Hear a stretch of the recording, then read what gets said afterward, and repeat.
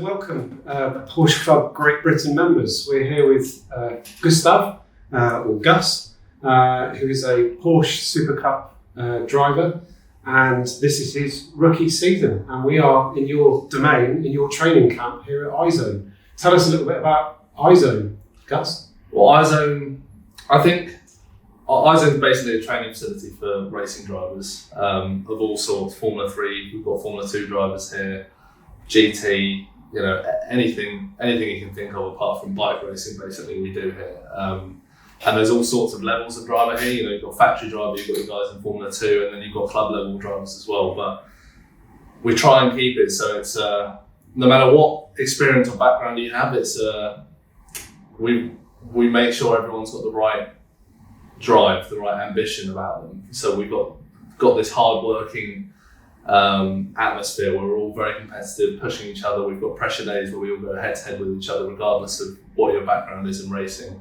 And essentially, it's simulator training. It's mindfulness. It's meditation. It's visualization. It's any little edge we can get on our competitors. That 1% edge, because we're at such a high level in motorsport where you can't go in your back garden and drive a car around like you can with, say, football or rugby. Maybe you can practice your skills literally in your back garden. You can't do that with racing. It's very, very expensive to go out testing if you don't quite have the budget.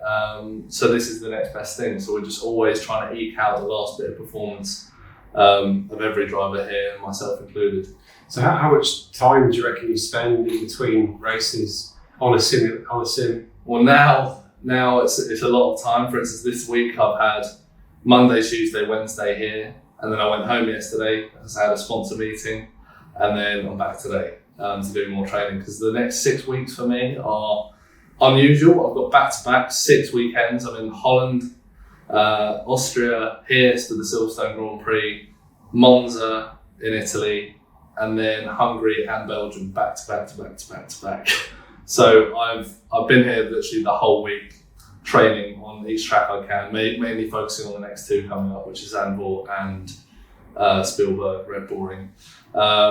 But a lot of time is essentially the answer to your question. I think it doesn't need to be hours and hours a day, but it just has to be consistent. It has to be consistent. If you're working or if you're coaching or doing something, try and squeeze an hour in a day, plus visualizing the next track and 10 minutes of meditation or whatever. So yeah, it's a lot of time, but consistency is key really with this. You mentioned there about some amazing tracks and circuits that you get to race on this year. I want to wind the clock back a little bit to the first race of this year at Monte Carlo. Not many people get to race at the Principality, let alone someone that's in their first rookie season in the Porsche Supercup. Yeah. What was it like driving around that circuit? I mean, for starters, I've always dreamed of racing Supercup.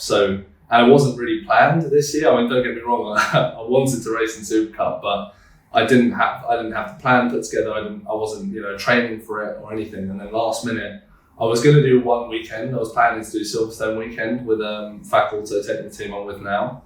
And last minute they said, hey, we need a driver.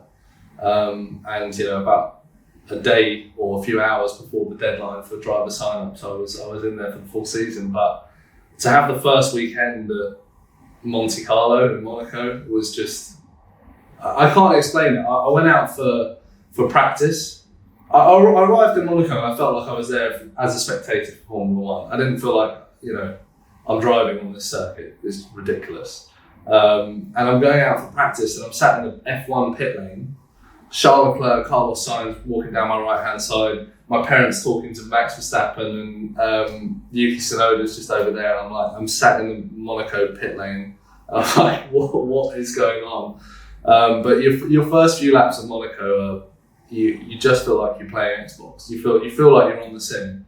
But yeah, as far as Monaco went, I was quite unlucky. And I typical racing driver, I always wanted more. But I think that's the only weekend where you can walk away having had not the result you wanted, but still happy that you've experienced that. Because I think, it really is, you can't just buy that experience. No matter how much money you've got, you yeah, it was a massive privilege to race at that track, and it's so prestigious. I think it's a bucket list thing for any driver. Yeah. I think Gus is a typical racing driver, always wanting to be first, but you actually scored points in your first. I did score. Yeah, I scored points. Qualifying basically didn't go as I wanted because, as you know, with Monaco, the track evolves a lot. Like the rubber gets rubbered in. My strategy was get bankers in the first half, and then we go to the second set of tyres, and that's where I was going to go full risk basically and get the best lap I can. And I was on a lap, and I was 8/10 up, and then I came to the last swimming pool chicane before the last two corners, and there was a car sat right on the racing line in the middle of the circuit. So after that, it was then just red flags because everyone had the same strategy as me of just like going for it, basically win it or bin it type strategy. I didn't get a lap in, so I had to start 14th, I think, and I could have been in the top 10. I think at least, but yeah, I started the race, got up to like 11th, and then you get points I think up to 15th, and then there's also rookie points, and I was up to just knocking on the doors of the top 10 after the first two laps, and then I made a mistake, I clipped the wall, and my rear suspension was really screwed up. So I was on the radio like, you know, you want to give up in a sense, but I was on the radio like, guys, do I get any points if I carry on? They're like, there might be a chance if you can carry on and not crash. And the car's doing this like the straight. It's hard enough driving Monaco anyway in a Porsche, let alone when it's not pointing in the right direction.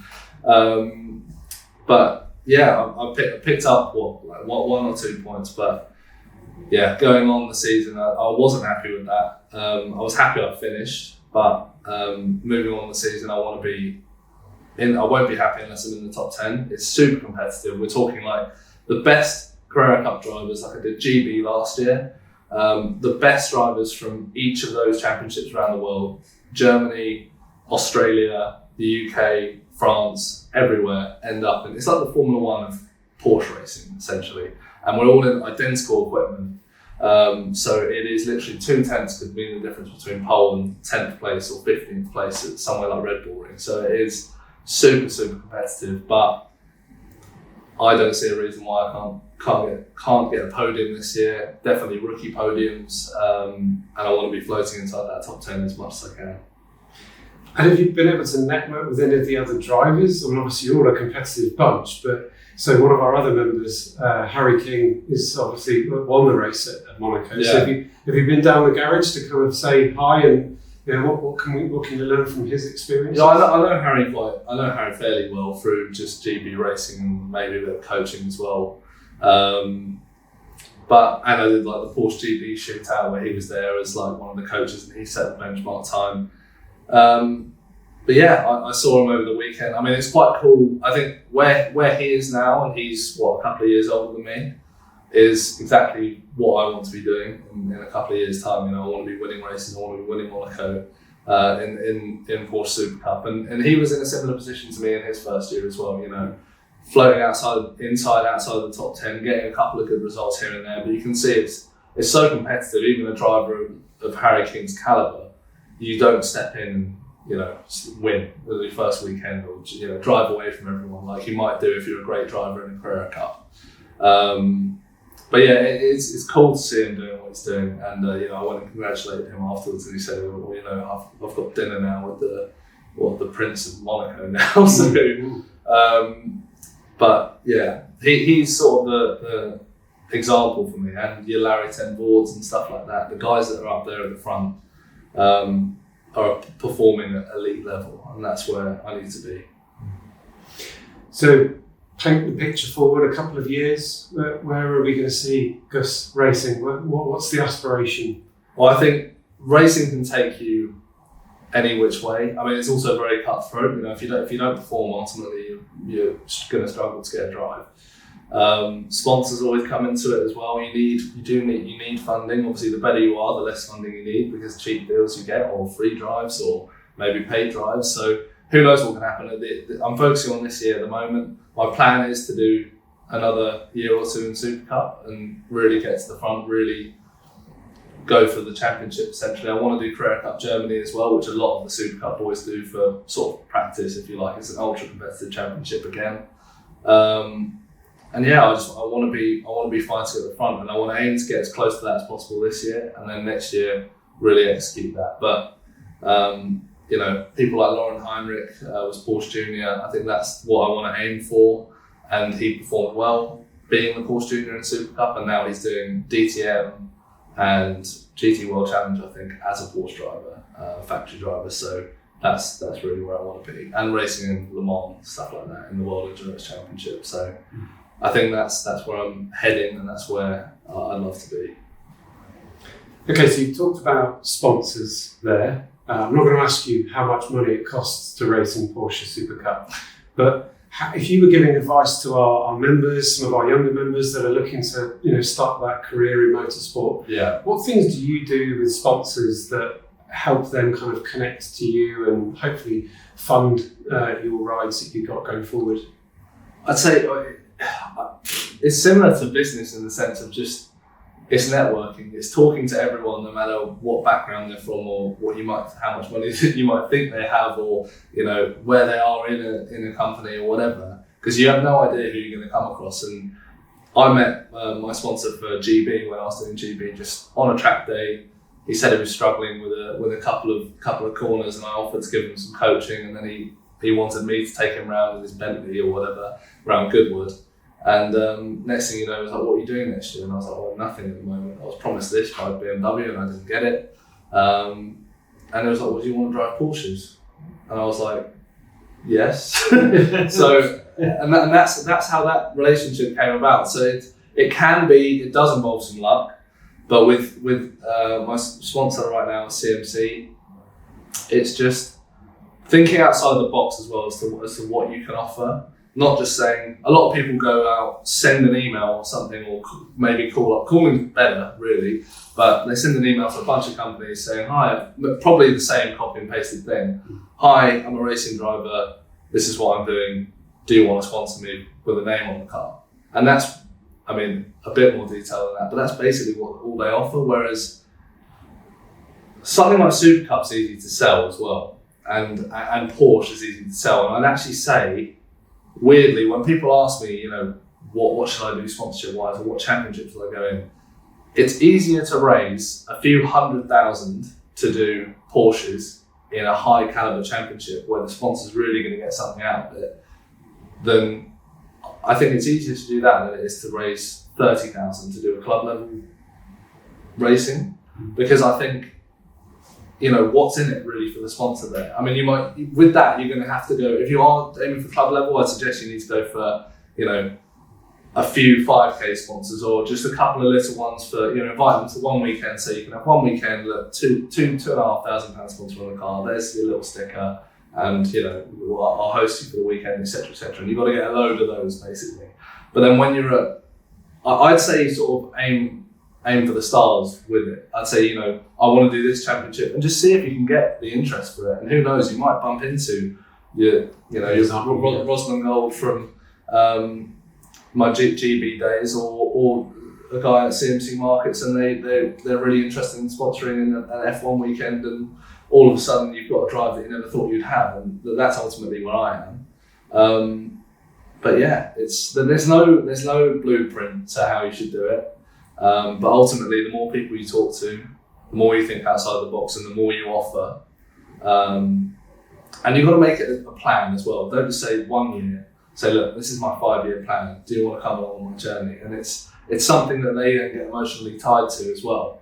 And it's something that's great to be involved with. You know, the development of the driver from nothing to, you know, racing in Monaco. It's a great thing to be involved with. And I said to CMC, I said, look, this year, top 10s is what I'm aiming for. So I'm trying to manage their expectations. I'll come out in GB, winning races, pole positions, left, right, and centre, blah, blah, blah. But then you go into Supercup and you do your first official testing and you're 15th, and you think, God, this is really, really tough. But I say, hey, look, it's a 3-year plan. Yeah, I might not be there yet, but give me a year, give me 2 years, and I'll be at the front. And they've got that faith in me, which is nice. And talking about putting yourself out there, you also have been supporting a charity and supporting a cause. Yeah. So a lot of drivers would be like you today, in the gym, doing sim work, etc. But in January, you also went to Malawi. So tell us about what you've been doing. Yeah, so since I was young, I think when I was 15 or 14, doing Renault Clio Juniors, and all of our sponsorship money we donated to a charity called Sparkle Malawi. And Sarah Brooke, who's CEO, started the charity. She used to go to my school, obviously quite a few years older than me, but I think she was like near my older sister's year. She's like 29 now. And the way it started is basically she was on a gap year. Trying to cut a long story short, she had an accident while she was on a gap year helping the kids in Malawi, and was like near death experience, and everyone in Malawi came around, supported her, like tried to give her all the medical attention they could, went to the front of the queue at the hospital, etc., etc. And since then, she pulled through. Since then, she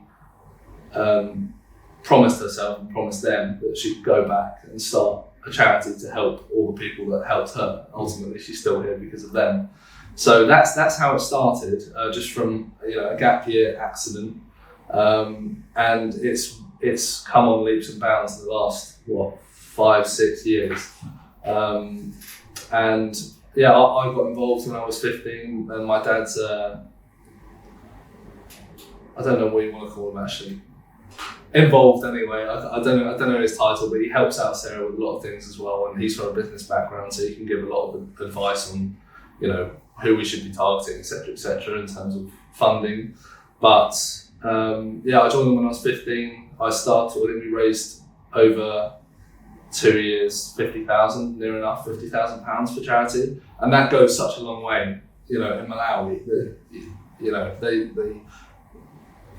I think it's like 10,000 to set up a building, a big building for classrooms and toilets and whatever. And we actually went there when I was 16, and we saw what they had done. And it's quite moving because you see, the charity before was just a room somewhere, and it's a day centre for kids, and they get fed and whatever, or orphans as well. And just the basic things out there, like when you go out there, it's just, they're so happy with a pencil and a pen and a piece of paper. Whereas, over here we complain about not having the newest phone or the Xbox or whatever it is, or I'm not racing next year, and it really sort of puts you back in your place. It brings you right back down to earth going out there. It is a great thing to be involved with, and now I'm an ambassador for them, and I'm getting their name out there as much as I can, helping them raise money. Like we're hopefully going to do something with the raffle tickets for Silverstone. Just any which way we can try and raise funding, and I also I've auctioned off tickets and stuff like that before to raise up money for Sparkle